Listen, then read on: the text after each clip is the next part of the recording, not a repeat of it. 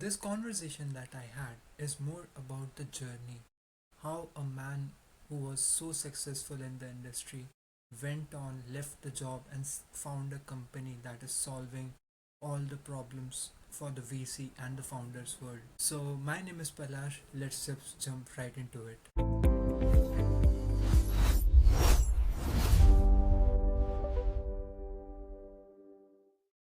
Hello everyone, welcome to our podcast where I'm today with Ishtiaque Mohommad, founder of Sowfin. So Ishtiaque has over 25 years of experience working with brands like Intel and Broadcom. He also has a degree from Cornell. So this is what we found on the internet. I want you, if you can tell more about yourself and how did you come up with Sowfin? Yeah, thank you, Palash. I really appreciate it. I've been in semiconductor industry in engineering and business management roles for quite a number of years. So, by that extension, I have dual degrees, like backgrounds, right? Engineering and finance management. So, leveraging that experience and also witnessing the problems that I've seen at some of these large companies, that was the genesis for Sofin, right? And by the way of the introduction, Sofin, it's a due diligence platform for the VCs and M&A investment banks. So it evaluates the deals, startups in the case of VCs and target companies in the case of like investment banks and corp dev teams. And the problems that I've seen throughout and validated by my peers and other industry experts is that the due diligence itself takes a long time because you want to be thorough, one. And two, the frameworks are not standard, right? And it's prone to human errors also. So there's a subjectivity that's involved when we as human beings try to do due diligence, financial, otherwise. And so this could lead to bad investments. This could also lead to biases and lack of diversity and all of those things, right? So these were some of the issues that were near and dear to my heart, and I wanted to handle this head on, and that's why I founded and started Sofin year and a half ago. Okay, so we'll start from the beginning. For someone hearing Sofin for the first time, you explained Mhm. Sofin pretty well, but like in simpler terms, how would you describe it? So let's take a simple example, right? Let's say I'm a bank and you're a small business owner. Like you come to me Mm-hmm. asking for a bank, sorry, Mm-hmm. for a loan, right?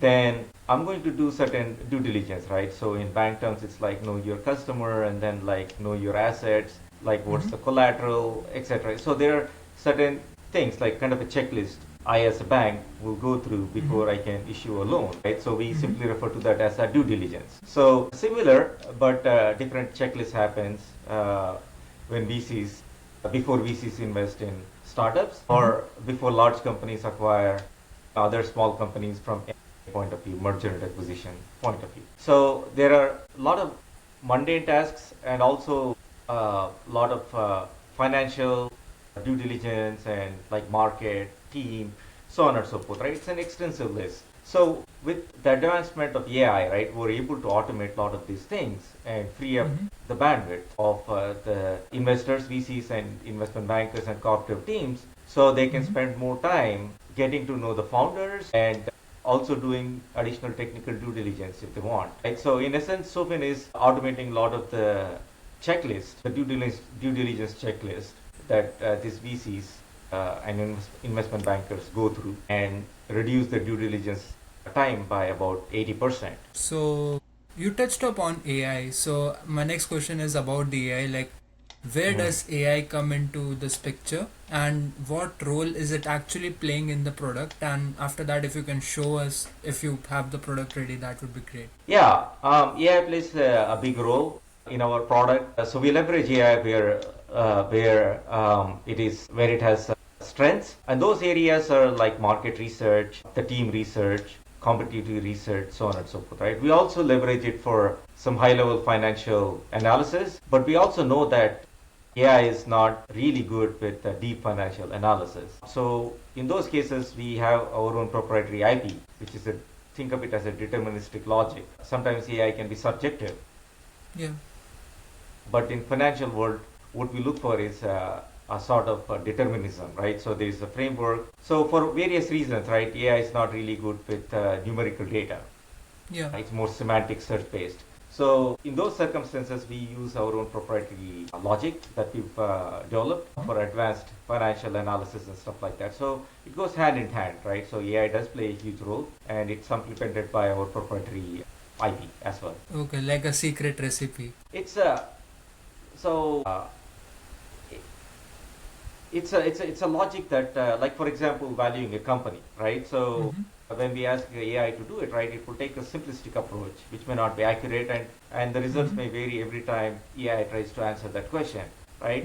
But what we do is like there is a detailed framework like DCF, discounted cash flow, for example. So we've implemented logic that does all of this analysis in a very deterministic manner. So that becomes our IP. So yeah, we can call it a secret sauce, but we think of it as our own intellectual property. Okay, so now I'm super excited to see the product. So I know there are two products. One is the investor side product and the founder side product. So what does the user journey look like when someone first starts using Sowfin? If you can show us and walk me through that, it would be great. Yeah, before I show the product, right, like as you mentioned, there's a founder side and then there is a investor side, right? So Yeah. So what we're going to be specifically talking about today is the VC product, right? We call it Venture Scope. The investment banking side of the product is coming out pretty soon. That's called D-Engine. So for the Venture Scope product, right, we initially developed this. The original target for this product is venture capitalists, right, and angel investors. Recently, we've also opened up this product for the founders. And the reason we did this is to allow the founders to do their own self due diligence before they approach the VCs, right? So this fundraising journey for the founders, the first time, especially the first time founders, it can be very arduous, right? It can be very difficult, talking to multiple VCs, and most of the times they don't get like raw, real feedback from VCs, so it's a long journey, it's a difficult journey, right? So now they have this option to use the VC lens and get a self-diagnosis, right? So exactly the way that a VC would analyze your company. Before you go talk to them, you can use our product to do the due diligence. And we also provide in plain spoken English, like, okay, so these are the top 3 to 5 things that you need to address in terms of the gaps before you approach a VC, right? So this is a lot more than like a pitch deck review, right? So this is a full-on VC due diligence using the same frameworks that most of the VCs do, which is fabulous, right? So the whole idea here is to remove this friction between the founders and the investors in terms of this fundraising journey, right? And for the investors, right, like once the founders have gone through this due diligence, now they can like screen for the ones that are scoring high and that have fixed the gaps and stuff like that, right? So it benefits the investor side as well because they don't need to waste a lot of time on companies who are very early on in the journey and they have like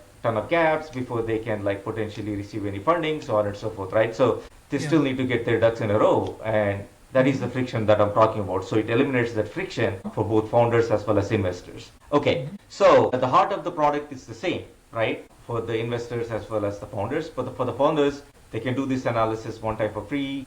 And we also have the data room. They can sign up for the data room and use like a lot of their pitch deck and their financial cap table, market research, so on and so forth documents to share with the investors along with their analysis. For so our that's kind of the listeners, if you backdrop. can explain what data room is, that would be great. Yeah, thank you.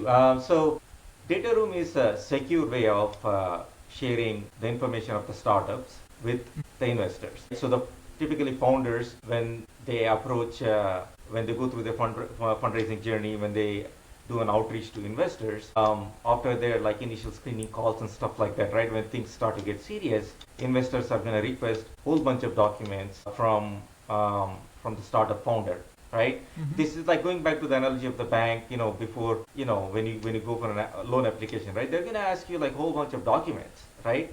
So similarly, in the case of VCs, right? So they're going to ask for the founder's pitch deck, when they were founded, the foundation documents, and like who else is in their team, what kind of traction they've received, if they have any contracts, what does the cap table look like, if they have any financials, revenue generating, what do those financials look like, a whole gamut of things. So you can't just throw all of these documents over the wall, right? So these are sensitive documents. So data room is a vehicle Yeah. Think of it as a highly secure OneDrive or Google Drive, Mm-hmm. but with lot more enhanced securities, and Mm-hmm. you can create your own personalized links that you can Mm-hmm. share with the investors, and also track some of the analytics, like did the investor open my documents, which documents did they open, so on and so forth, right? So it Okay. also allows you to track some of those metrics, but most Mm-hmm. importantly, it allows you to securely share all of these sensitive documents. You here in this case is the founder of the startup, right? It allows the founder of the startup to share these documents in a very secure manner with the investors. Fundamentally different from other platforms, or you can say the competitors in this case. Absolutely right. Like in terms of like the due diligence product for the VCs, right? We think Mm-hmm. we're one of the kind. Um, most of the products out there, right? So they offer what we call like the co-pilot type situation, like which I'm not even sure like why we need a product for that, right? Like a lot of the frontier models like Gemini and Claude and others, you Mm-hmm. can use them. Microsoft Copilot, those Copilots are dime a dozen. A lot of the products fall into that category. Others are like pretty much pitch deck review, right? So those are the products that we see, right? So they just evaluate the pitch deck, if there are any components there and stuff like that, right? But the full-blown due diligence, which is the workflow of a VC analyst, Mm-hmm. right? Getting into the weeds and looking at all of the documents and doing a thorough due diligence. So that's our main strength. That's how we Yeah. differentiate from everybody else, and we're Mm-hmm. pretty unique in that sense.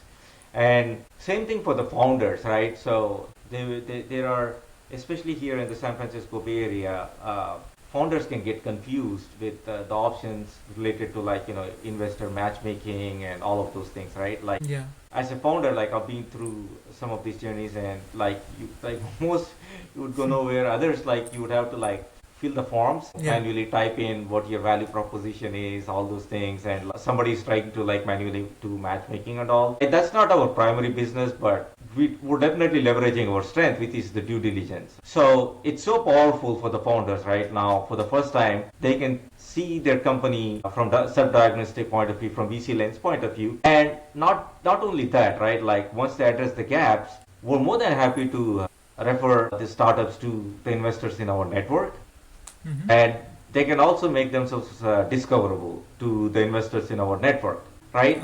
So imagine Mm-hmm. like this is like reducing the friction. You don't even have to go approach, you don't even have to actively make a list of the investors that I'm going to like target, send cold emails, Yeah. this, Yeah. that, other thing.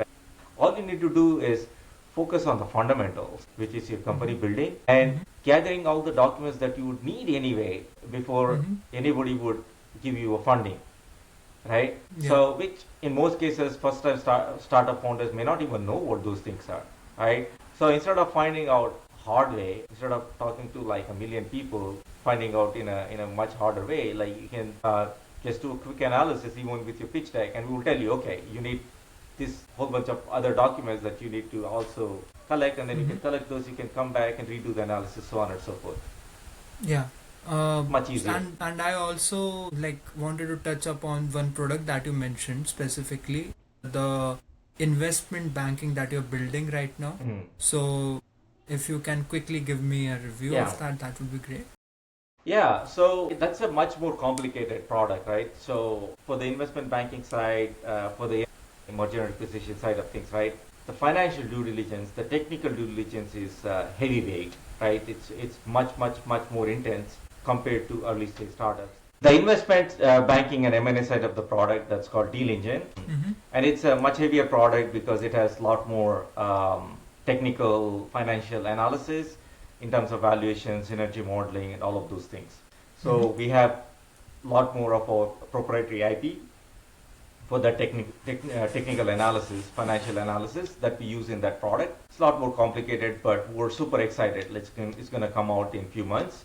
It's the concept is the same in terms of the due diligence, right? We're still automating a lot of these things, but Mm-hmm. much heavier things in the case of Deal Engine, because we're dealing with more mature, established companies with established financials, etc. So it's a lot more complicated in terms of the due diligence. And while researching about this, I also came to know about this thing that you're, I guess, almost launching, or it is about to launch. It's called Venture Ready Network. So, Hmm. want you to tell me about that? Like, what is that? How did that come Mhm. into idea, and what is going on with that?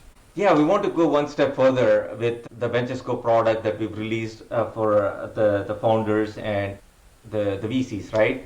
We want to be at the center of this startup ecosystem, right? Wherein we create thought leadership, we work with whole bunch of VCs and founders in terms of scheduling purpose-built events. So I can tell you like based on my experience, like attending hundreds and hundreds of events here in the Bay Area, a lot of them, right, like not very purpose built, right? A lot of them will say, there are VCs, this, that, other thing, right? But there's a lot of time that gets wasted in these events, and most founders would not even find their way in terms of like, fundraising and all of that. So we want to fix that at the grassroots level, and this venture ready network allows us to do that by organizing the events where the venture scope is still the centerpiece and the heart of the ecosystem, right? Like wherein we're going to ask the founders to use the venture scope to do their due diligence,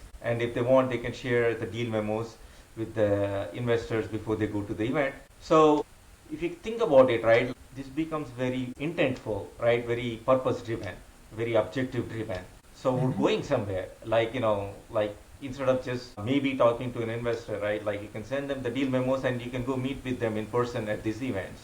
Like how Yeah. cool is that, right? Like Yeah. you can advance your cause so much. So yeah, that's the intent behind this venture ready network. It's a founder investor network, but Mm-hmm. more importantly, it's a purpose driven network that allows founders to get to the funding sooner, and it allows the investors to find the right kind of companies that they would want to invest in. Yeah. And throughout this whole journey, what is something that you thought that like you learned through the way we all learned through the way? So what is something that you discovered while this process of building Sofin, like something from the founder side, something from the VC side? What is something that you discovered, and it is a major problem also? Yeah, this is a great question, Palash. So I'll start with the founder side, right? Like I went into this knowing this it's going to be a hustle. It's going to be like it's going to be very stressful, and like it's going very demanding and all of that, right? So yeah, so it's no joke, right? Like it exceeds the expectations, but at the same time it's very rewarding, right? So the founder journey can be lonely, it can be rewarding when you meet certain milestones and stuff like that. So that's an experience, unique experience, I would say, after spending so much of my time in the corporate side of things. It's kind of exciting, it's stressful, rewarding, all of those at once. So that's on the founder side of things, right? From investor point of view, I still see one of the things that concerns me a lot is the investments that are being made based on like broken evaluations and broken due diligence, and not not so data driven based on biases and things like that, right? So that still happens a Mm-hmm. lot, and I still see that even in the heart of this venture and startup ecosystem here in the San Francisco Bay Area, right? There are a ton of investments that are just based on like hunch and like biases, so on and so forth, right? It's very disheartening. And frankly, those are some of the things we want to address with VentureScope as well, right? So we built this product in such a fundamental manner, right? Even if you try, it's hard to induce the biases in there.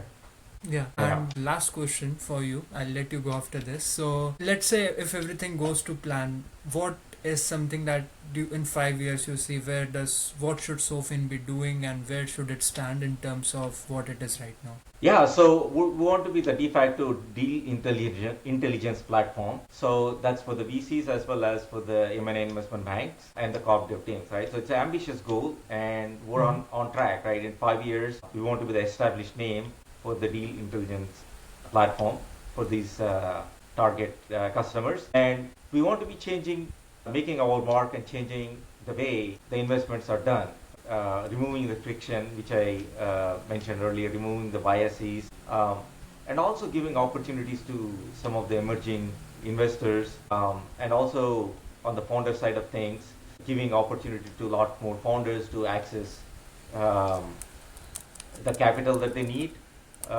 which might not have been possible previously. That would Mm-hmm. be very satisfying for us, if we make that mark, and we definitely want to do. and give that access to the founders. So that's our goal in next 4 to 5 years. Well, it was wonderful speaking with you. Hopefully, Sowfin achieves what it set out to do, and you achieve big things. So, thank you so much, everyone, for listening. Have a wonderful day. Thank you, Palash. Have a nice day.